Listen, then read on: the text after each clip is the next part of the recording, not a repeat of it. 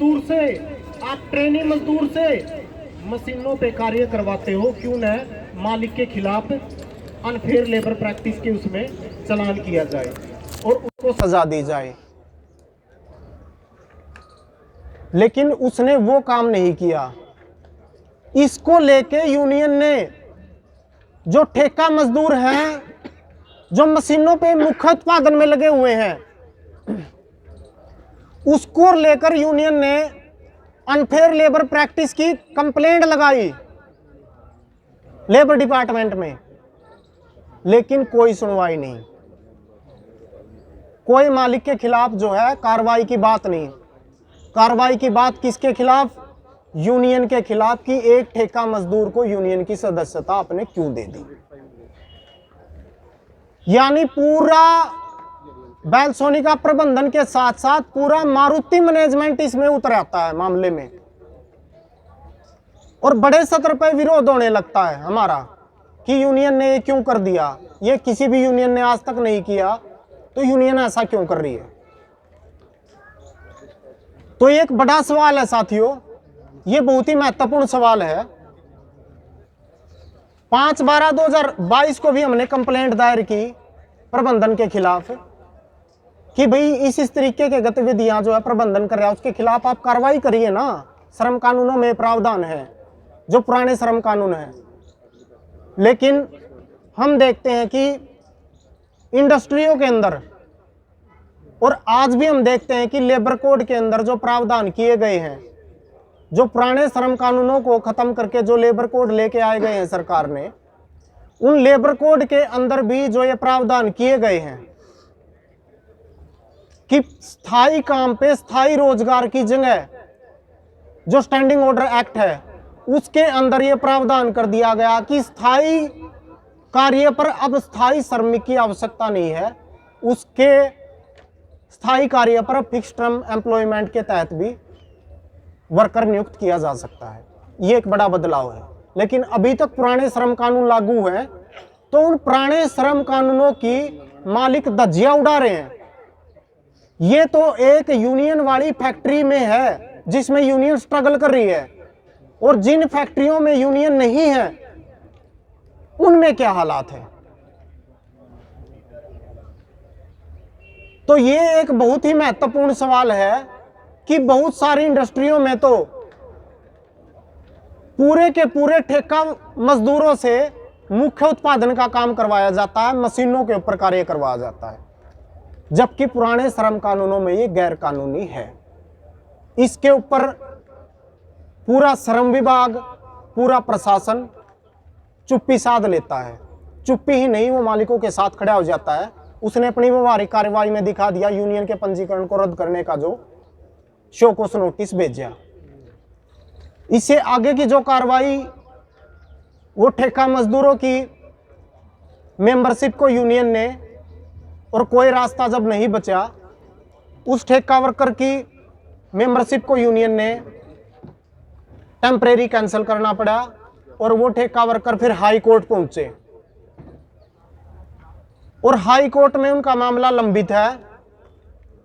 और जो 3 साथियों की मेंबरशिप हमने टेम्परेरी कैंसिल की, और हाई कोर्ट में वो साथी गए मेंबरशिप के इशू को सोल्व कराने के लिए कि बन सकता है या नहीं बन सकता है, इस पे देश का न्यायालय क्या बोलता है, देश का कानून क्या बोलता है, वही अब तय कर दे, क्योंकि रजिस्ट्रार महोदय तो मना कर रहे हैं।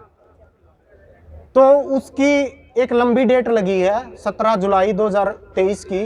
तो इसी बीच जो साथी हमारे हाई कोर्ट गए हुए थे इस इशू को रिजोल्व कराने के लिए कि ये मामला हल हो, कानून इसको हल करे, हाई कोर्ट इसको हल करे, तो कल दिनांक 7 अप्रैल को उन तीनों ठेका मजदूरों को फैक्ट्री ने बर्खास्त कर दिया नौकरी से। और बर्खास्तगी का जो ऑर्डर है वो उनके व्हाट्सएप पे भेज दिया। वो तीनों साथी भी यहां आए हुए होंगे। तो बड़ी कमाल की बात है कि यूनियन के पंजीकरण को रद्द करने के लिए ट्रेड यूनियन रजिस्ट्रार लगा हुआ है, और वो साथी अब इस मामले को हल न करवा पाए, यूनियन हल न करवा पाए, तो उसको लेकर उनको बर्खास्त ही कर दिया इस इशू को क्लोज करने के लिए। लेकिन ये इशू क्लोज नहीं होगा, हम इस मुद्दे को कंटिन्यू आगे बढ़ाएंगे, क्योंकि जिस तरीके से बड़े पैमाने पर बेलसोनिका फैक्ट्री में जो छिपी छटनी की जो कार्रवाई चल रही है, 2021 से ये कार्रवाई चल रही है, जो ये ठेका वर्कर का और जो ये छिपी छटनी का मामला जुड़ा हुआ है आपस में, कि प्रबंधन चाहता है कि 700 परमानेंटों को मैं कम करके उनकी छटनी करके वही ठेका वर्कर भर्ती करूं जिनको मेंबरशिप का अधिकार नहीं है, यूनियन बनाने का अधिकार नहीं है, जिनके कोई कानूनी राइट नहीं है, जिनके कोई कानूनी अधिकार नहीं है, जिसकी स्थिति फैक्ट्री में इतनी है कि वो चुपचाप जाए, मशीनों पे काम करे गर्दन नीची करके और चुपचाप फैक्ट्री से बाहर आ जाए। अगर उसने कुछ भी आवाज उठाई अपनी मांगों से संबंधित, श्रम कानूनों से संबंधित, तो उठाकर उसको बाहर फेंक दिया जाएगा। ये ठेका वर्करों के हालात हैं। और हमारा फैक्ट्री का मालिक भी यही चाहता है कि इस यूनियन को खत्म करके, इसको कमजोर करके, तोड़फोड़ करके, इसको अपनी जेबी यूनियन बना के, और मैं बड़े पैमाने पे जो सरकार के कौशल विकास के नाम पे जो नीम ट्रेनिंग है, प्रधानमंत्री कौशल विकास के मजदूर हैं जो अब भी काम कर रहे हैं पिछले 3-4 सालों से फैक्ट्री में हमारे, उनकी स्थिति क्या है कि 3-3 साल के लिए 10-10 हजार रुपए पे भर्ती किए जाते हैं 3 साल के लिए, और फिर प्रशिक्षण पूरा और वो बाहर। तो हमारा फैक्ट्री मालिक भी यही करना चाहता है, परमानेंटों की छटनी, और छटनी के लिए उसने एक महत्वपूर्ण मुद्दा उठाया है।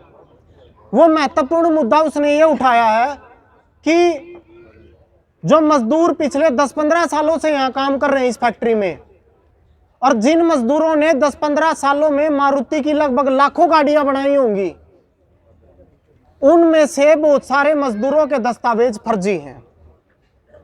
और ये बेलसोनिका का प्रबंधन ही नहीं कर रहा, बड़े पैमाने पे गुड़गांव के औद्योगिक इलाके में, गुड़गांव से लेकर मानेसर, धारूहेड़ा में बड़े स्तर पे फैक्ट्री प्रबंधन ये कर रहा है।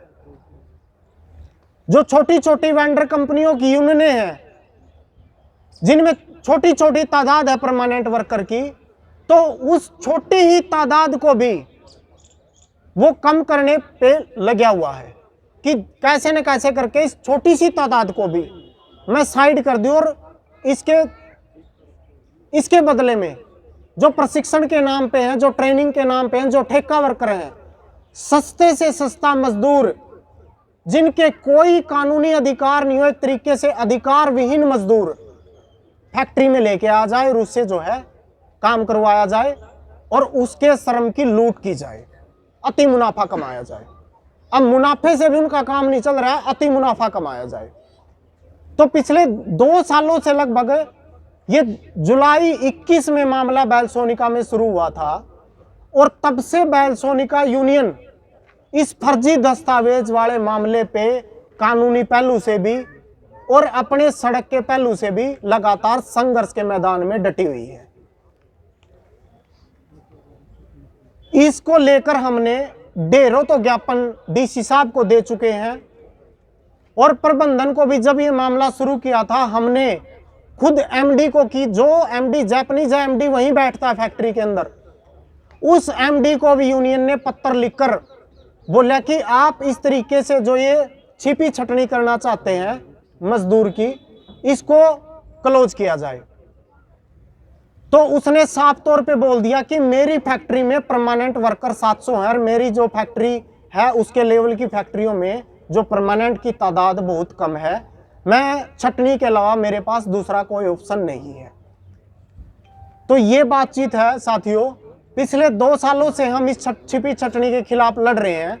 और देश में एक और मुद्दा उठा हुआ है, देश के प्रधानमंत्री की डिग्री का।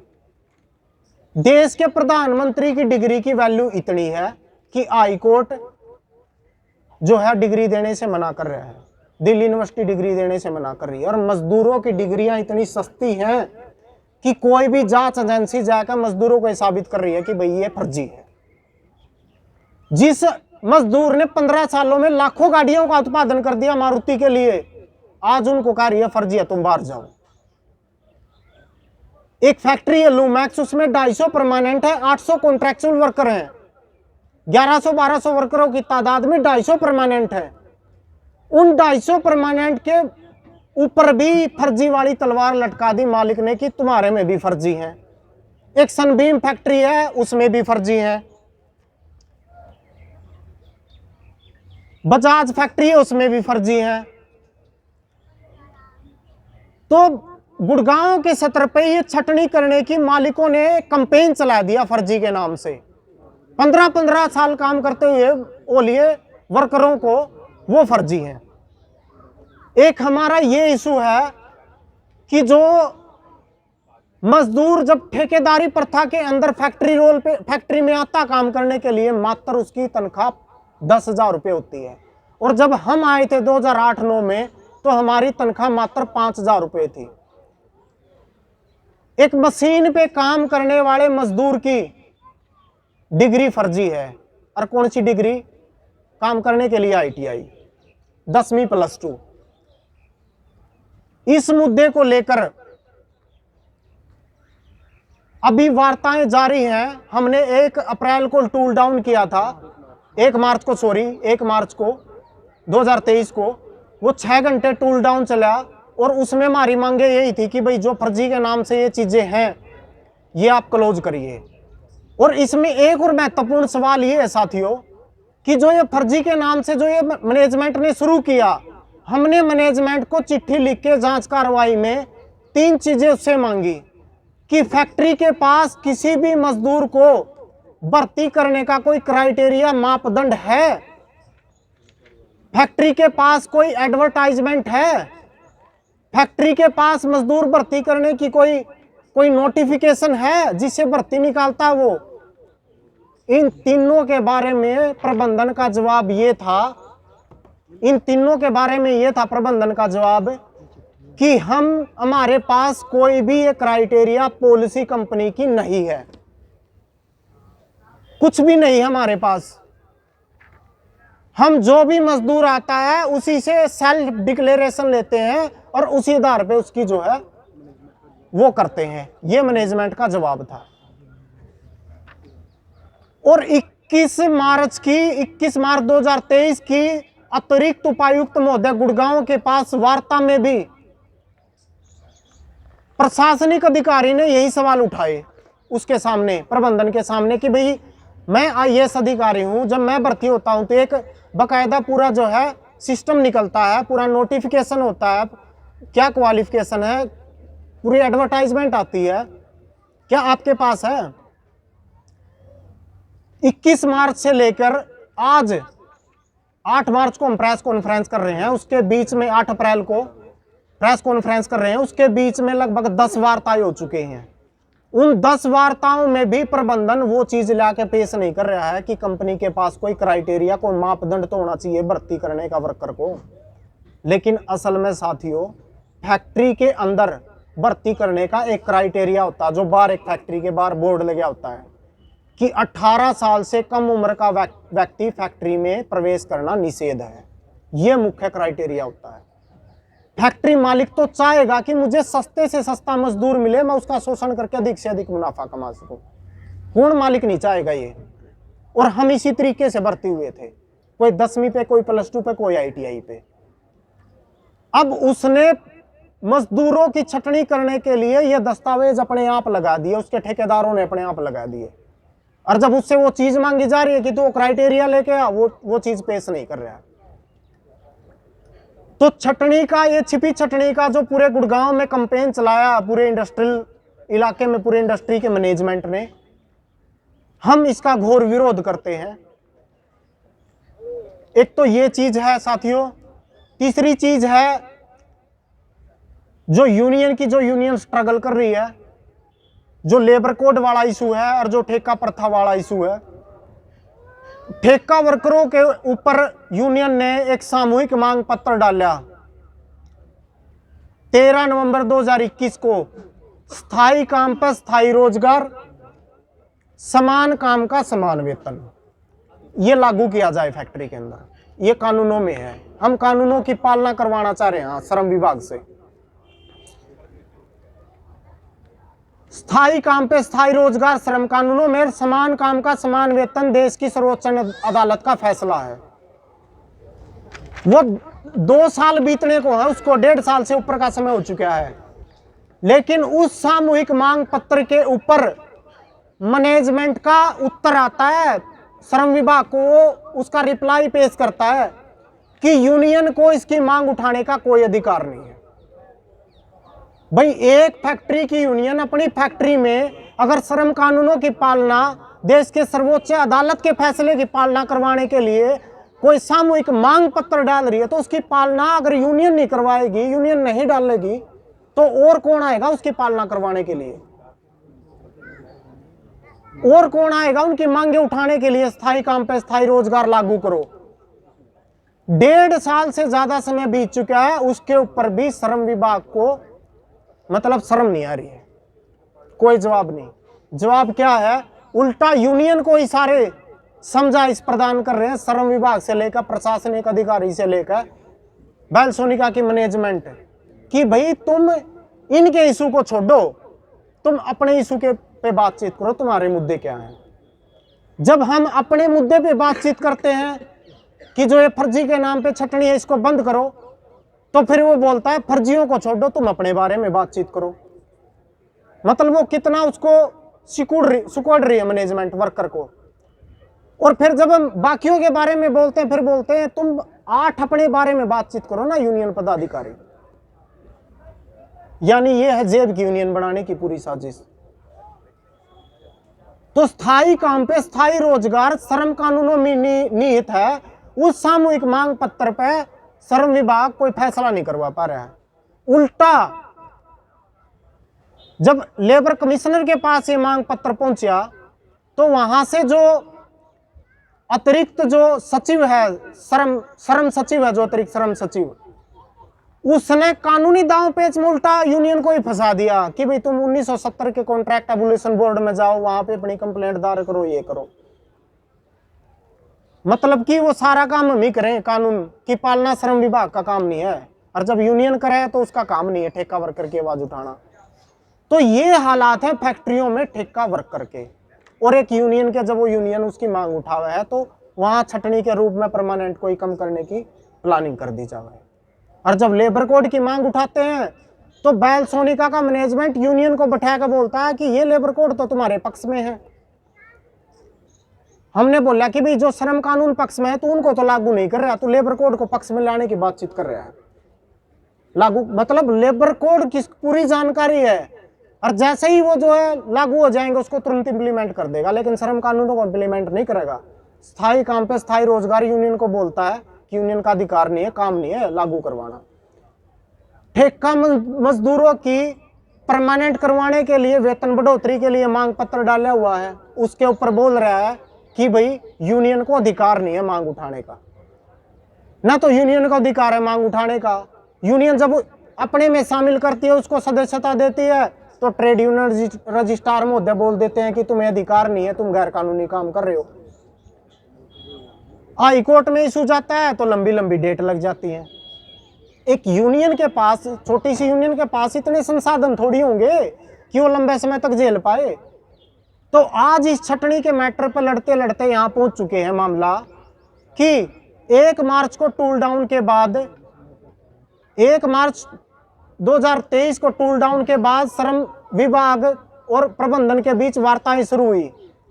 तब तक हमारे 3 मजदूर साथी उससे पहले ही बर्खास्त कर रखे थे, उनको वापस लेकर आने की बातचीत थी कि 10 दिन में समाधान हो जाएगा। फर्जी वाले मुद्दे पर 10 दिन का समाधान हो जाएगा जो छटनी करना चाहता मालिक। लेकिन समाधान की बजाय प्रबंधन उससे भी आगे बढ़ गया, बड़े पैमाने पर तो बाउंसर तैनात कर दिए। 17 मार्च को यूनियन के 3 पदाधिकारियों, यूनियन के प्रेसिडेंट मोहिंदर कपूर को, यूनियन के जनरल सेक्रेटरी अजीत को और यूनियन के ऑर्गेनाइजिंग सेक्रेटरी सुनील कुमार को सस्पेंड कर देता मालिक। वार्ताएं चल रही हैं और श्रम अधिकारी लिखित आदेश पारित कर रहा कि भाई यथास्थिति और शांति बनाकर रखोगे।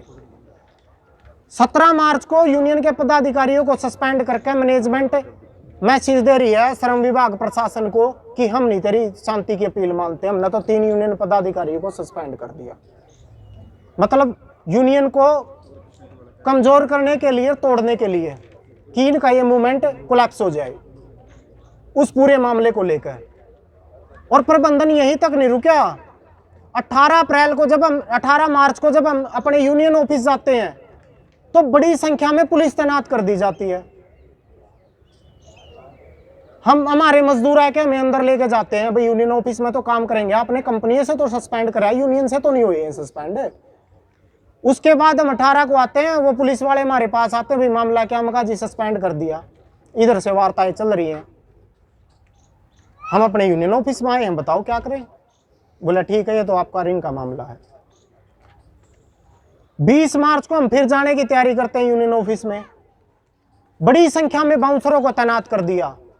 हमने अपने फेसबुक पेज पे भी डाला, जो यूनियन का फेसबुक पेज है, किस तरीके से बाउंसर तैनात है बड़ी संख्या में, और पुलिस भी तैनात है। किस लिए? कि 3 यूनियन पदाधिकारी यूनियन ऑफिस में ना आए, इसलिए कि मतलब कितनी प्रोटेक्शन उसको प्रशासन की तरफ से, और शांति की अपीलों भंग कर रहा है उसके ऊपर उसको जो है ये नहीं कह सकता कि भी तू ये क्यों कर रहा है, तू समझौता कर बैठ के इनके साथ। तो हालात ये हैं कि बाउंसरों के, जो बाउंसर तैनात है, डर और भय का मोल है बिल्कुल फैक्ट्री के अंदर। पहले दिन तो 20 तारीख को तो वो बिल्कुल 100 फ्लोर के अंदर ही घूम रहे थे,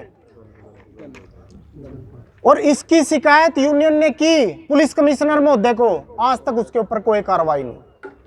17 मार्च को यूनियन के 3 पदाधिकारियों को वो सस्पेंड कर देता है, और 28 मार्च को 2 साथियों को आरोप पत्र दे देता है, और 29 मार्च को 2 यूनियन के पदाधिकारियों को और चार्जशीट दे देता है, और 30 मार्च को 10 हमारे नीचे जो काम करने वाले मजदूर हैं उनको सस्पेंड कर देता है, और 7 अप्रैल को 3 जो ठेका मजदूर हैं, जो अपने इशू को लेकर यूनियन का सदस्य बन सकता हूं या नहीं बन सकता हूं, उसकी कानूनी अपील कर रहे हैं वो हाई कोर्ट में, उनको बर्खास्त कर देता है कल। प्रशासन किसको समझा रही है? यूनियन को शांति बनाकर रखो, लेकिन उसकी शांति को वो जो है ठेंगा दिखा रहा है मालिक कि हम नहीं मानते तेरी शांति को। मतलब कि ये किस तरीके से यूनियन के ऊपर हमला, और किसकी सह पे? श्रम विभाग, पूरा प्रशासन। 21 मार्च को साथियों जो वार्ता थी, मैं प्रेस के माध्यम से बताना चाहूंगा वाकयात। 21 मार्च को जो एडीसी साहब के साथ वार्ता थी यूनियन की प्रबंधन की, उसमें प्रबंधन बोलता है कि जी ये तो मार्क्सिस्ट हैं, जेएनयू जाते हैं, जेएनयू, हम इनके साथ कैसे समझौता कर ले? मतलब कि कोई अपने हक की आवाज उठा दे, छटनी के खिलाफ लड़ ले, ठेका वर्करों के खिलाफ लड़ ले, तो मार्क्सिस्ट हो गया। ये जेएनयू कहां से आ गया भाई? हो सकता है वो प्रशासनिक अधिकारी जो आईएएस अफसर है वो भी तो जेएनयू से पढ़कर बैठा होगा। आईएएस अफसर, क्या जेएनयू से आईएएस अधिकारी नहीं निकलते? मतलब जेएनयू के स्टूडेंटों में शामिल, आंदोलन में शामिल होना और उनके पास जाना तो मतलब अपराध हो गया मजदूरों के लिए कि जेएनयू मत जाओ, अपराधी होगे तुम। मतलब ये एक प्रशासनिक अधिकारी के सामने की बात है प्रबंधन की, और इसलिए हमसे समझौता नहीं कर रहा। वो कह रहा है कि एक्टिव यूनियन है जी, ठेका वर्कर की मांग उठाती है, जेएनयू जाते हैं, मार्क्सिस्ट हैं, किसान आंदोलन में इनकी भूमिका रही है, दूसरी यूनियनों के संघर्ष में शामिल होते हैं। मतलब ये हमारा गुनाह है, इस यूनियन का गुनाह यही है कि भाई ये ठेका मजदूरों की आवाज उठाते हैं, ये परमानेंट करने की बातचीत करते हैं ठेका मजदूर को, ये छटनी का विरोध करते हैं, ये अन्य मजदूरों के साथ अपनी एकता कायम करने की बातचीत करते हैं, तो ये इनका गुनाह है। हम उनकी सेटिंग की यूनियन नहीं बन रहे, उनकी जेब की यूनियन नहीं बन रहे, ये हमारा गुनाह है। और उस गुनाह की सजा ये है कि पूरा जो है प्रशासन छिपी छटनी को रोकने की बजाय उल्टा मारी छटनी करने पर उसका एक तरीके से मौन रहकर साथ दे रहा है। तो ये हालात हैं, और ये प्रबंधन सारी ऊर्जा, सारी ताकत जो नए लेबर कोड हैं आ रहे हैं वहां से ले रहा है। हम शुरू से इसका विरोध कर रहे हैं। हमने बहुत सारे कार्यक्रम भी किए हैं, इसके विरोध में सेमिनार भी आयोजित किए हैं। और दूसरी बात ये कि जो मूवमेंट है, मजदूर आंदोलन का जो मूवमेंट है, जिस तरीके से डाउन पे है, एक तरीके से मूवमेंट बहुत कमज़ोर है, उसका भी फायदा मालिक लोग उठा रहे हैं, जो छिपी चटनी के नाम पे गुड़गांव में सब हो रहा है। ये गुड़गांव में नहीं, पूरे भारत के सतर पे हम देखें कि निजीकरण की नीतियों को किस तरीके से लागू किया जा रहा है। 2021 में भारत सरकार ने विधेयक लाकर आयुध कारखाने के श्रमिकों को हड़ताल करने पर पाबंदी लगाई, सजा के प्रावधान किए, और यही प्रावधान हमारे ऊपर लागू होते हैं लेबर कोड के अंदर, हड़ताल करने पर जुर्माने से लेकर सजा के। तो ये हमारी बातें, बाकी साथी भी बात रखेंगे, तो मैं प्रधान जी से आग्रह करूंगा कि जो और बातें हैं वो रखे सामने मीडिया के। जानकारी के लिए आपसे स्किप हो गया था। एक तो ये कि क्या सारे के सारे जो परमानेंट मजदूर थे वो सब ऑटोमेटिकली नेचुरली यूनियन के मेंबर हो जाते हैं, या आप लोग रजिस्ट्रेशन करते हैं उसके बाद होते हैं? नहीं, किसी को भी अगर यूनियन की मेंबरशिप लेनी है परमानेंट वर्कर को, तो यूनियन के पास आकर आवेदन करना होता है, उसका फॉर्म भरा जाता है, तो उसके बाद फिर वो ऐड होता है और उसकी संख्या फिर आगे ट्रेड यूनियन रजिस्ट्रार के पास देनी होती है। ये जो अभी ट्रेड यूनियन रजिस्ट्रार के पास आपने वो नंबर भेजा था, तो क्या उसमें सारे परमानेंट वर्कर सारे आपने नोटिफाई किया था कि कौन से कितने वर्कर्स हैं? हाँ, ये संख्या डालनी होती है एनुअल रिटर्न में। मैं ये पूछ रहा हूँ कि आपने बोला ना कि कैसे पता चला उनको कि ये परमानेंट, ये कॉन्ट्रैक्चुअल, तो क्या पहले से उनके पास नंबर नहीं रहा होगा ऑलरेडी, कितने परमानेंट जो है नंबर वर्कर्स यूनियन में हैं, और इसके बाद जो ये कॉन्ट्रैक्चुअल है ये नहीं था, उनके पास नंबर तो रहा ही होगा पहले से? हाँ, नंबर होते हैं, हर साल एनुअल रिटर्न जाती है तो नंबर होते हैं उनके पास। तो जो नाम है, मैं नाम की बातचीत कर रहा, पार्टिकुलर जो नाम है वो नाम नहीं जाता एनुअल रिटर्न में, वो संख्या जाती है, सिर्फ क्वांटिटी जाती है।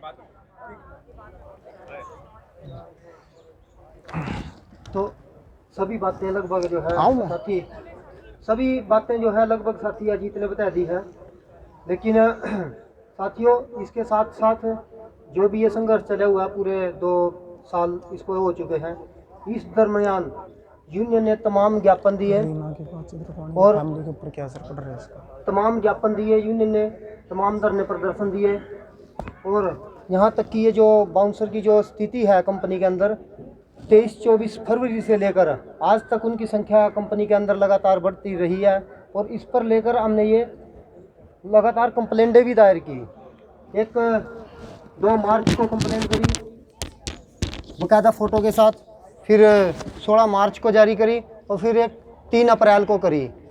और यहाँ इसके साथ साथ कंप्लेंट के साथ साथ लेबर अधिकारी ने भी जब ये बोला कि 24 घंटे के अंदर अंदर कंपनी के अंदर से बाउंसर हटाओ, तब भी जो है आज तक भी मालिक ने, आज 8 अप्रैल हो चुकी है, आज तक भी कंपनी से ना तो बाउंसर हटे और ना ही वो पुलिस वाले हटे हैं। उनकी सह में एक तरीके से रहकर वर्करों को काम करना पड़ रहा है।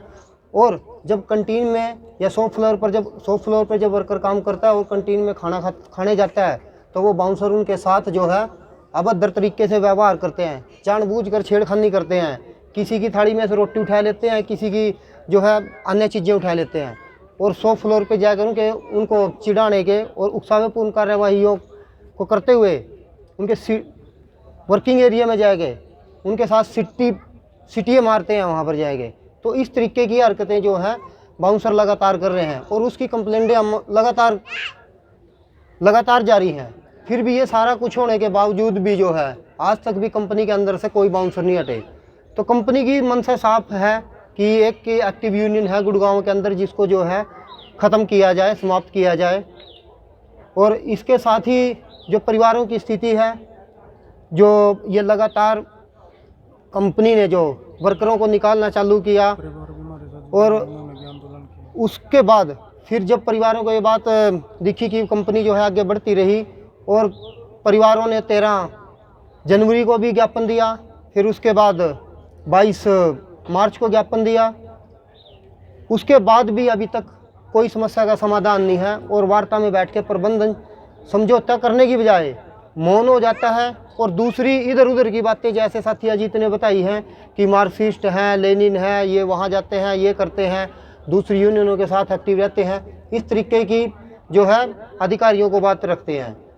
और परिवारों की स्थिति जो आज बनी हुई है वो काफ़ी गंभीर बनी हुई है। और जो कंपनी के अंदर जो वर्कर है वो लगातार एक तरीके से डर और भय के अंदर गुलामों की जैसी जो स्थिति है उसमें काम करने को मजबूर है। और हमने 2021 से लेकर कई बार ये कंप्लेंट लगाई है कि आप ALC अधिकारी, DLC अधिकारी के पास कि आप कंपनी में जाएं और देखें वहाँ की परिस्थिति। वर्कर जो है किस ठेका वर्कर से ये लगातार काम करवाया जा रहा है मशीनों पर, उन ठेका वर्करों को एक स्थायी काम करवाने के ऊपर अधिकारी कंपनी में नहीं जाते देखने के लिए। और जब हम कोई टूल डाउन या कुछ ऐसी प्रक्रिया कर देते हैं अपने अधिकारों को लेकर, तब पूरी की पूरी पुलिस फौज के साथ और पूरे बाउंसर के साथ मिलके जो है वर्कर को दबाने के प्रयास किए जा रहे हैं। तो इसके साथ मैं आगे जो हमारे परिवार से भी जो लोग आए हैं उनसे भी कहूँगा कि वो भी अपनी बात रखें। मैं सरोजगिरी जी से निवेदन करूंगा कि वो भी एक बार 5 मिनट के लिए आ जाएं इस प्रेस वार्ता में। और साथियों, हमारे परिवार भी हमारे स्ट्रगल से जुड़ गए हैं। और 22 मार्च को हमारे परिवारों ने, जो मजदूरों के परिवार हैं, उन्होंने DC साहब को ज्ञापन दिया और बोला कि भाई आप इस तरीके से जो 15-15 साल काम करते हुए लिए मजदूरों को, आप उनको एकदम ऐसे कैसे निकाल सकते हो? हम आज फर्जी हो गए क्या? 15 साल से तेरे फैक्ट्री में काम कर रहे हैं, लाखों गाड़ियां ये बना चुके हैं, हम अब कहाँ जाएंगे? बच्चों के हालात क्या हो जाएंगे? तो उसकी स्थिति को रखने के लिए रीना जी हैं जो लगातार आंदोलन में सक्रिय रही हैं और परिवारों के साथ भी लग रही हैं अभी भी। साथियों, साथी अजीत और प्रधान मोहिंदर जी ने सारी स्थितियों से आप लोगों को अवगत करा दिया है कि क्या कुछ बेलसोनिका मैनेजमेंट कर रही है और मजदूरों को क्या कुछ सहन करना पड़ रहा है। तो मैं बेलसोनिका कंपनी के एक मजदूर साथी की पत्नी होने के नाते और साथ ही मैं प्रगतिशील महिला एकता केंद्र की भी सदस्य हूँ, उन दोनों में अपने आप को मैं यहाँ मौजूद रखते हुए तो ये इस स्थिति से आप सबको अवगत कराना चाहती हूँ कि हाँ, हमारे परिवार जो हैं वो मैनेजमेंट और शासन प्रशासन की तरफ से जो ये चीज़ें हो रही हैं, परिवारों को उस किन स्थितियों से गुजरना पड़ रहा है। मैं वो चीज़ एक बार यहाँ रखना चाहूँगी कि प्रशासन और प्रबंधन और जो एक तरीके से मैं सीधा सरकार को ही कहूँगी कि जो ये लेबर कोड्स और ये चीज़ें लाकर वो मजदूरों को इतना परेशान और इतना इस स्थिति में उन्होंने लाकर खड़ा कर दिया है, तो वो खाली एक मजदूर ही नहीं उस चीज़ को झेल रहा है। प्रशासन प्रबंधन इन सब के लिए नौकरी एक खाली एक मजदूर की होती होगी, लेकिन हमारे लिए एक्चुअली हमारी ज़िंदगी का सवाल है, हमारे बच्चों के भविष्य का सवाल है। आप लोग तो एक वर्कर को निकालोगे और बेरोजगारी को इतना वो हो चुका है, इतनी बेरोजगारी बढ़ चुकी है। एक मजदूर जाता है तो लाइन में हजारों मजदूर खड़े हैं उस नौकरी को करने के लिए, आपको तो कोई और मजदूर मिल जाएगा। लेकिन जिस मजदूर को आप नौकरी से निकाल रहे हो, उसको कंपनी से बाहर का आप रास्ता दिखा रहे हो, उसके बच्चे कहाँ जाएंगे? उसके बच्चों का पालन पोषण वो कैसे गुजारा कर पाएंगे? और इस टाइम पे जब आकर आप सभी को पता है कि स्कूलों का नया सेशन सब कुछ शुरू हो रहा है और इस टाइम पे आकर आपने एक झड़ी लगा दी है वर्करों को बर्खास्ती और सस्पेंशन करने की, तो बच्चों का हम कहाँ से एडमिशन करवा पाएंगे? कहाँ से उनकी स्कूल की फीस भरेंगे? इस टाइम पे नई वर्दी, नए जूते, सब तरह का स्कूलों का एक वो होता है अप्रैल के महीने में, तो कैसे हम वो चीज़ कर पाएंगे? और हमारे साथ हमारे और भी फैमिली के लोग आए हुए हैं, हमारी महिला साथी आई हुई हैं। इनके देखिए अब छोटे छोटे बच्चे हैं, अगर आप उनको कंपनी से निकाल देते हो ये लोग कहाँ से गुजारा कर पाएंगे?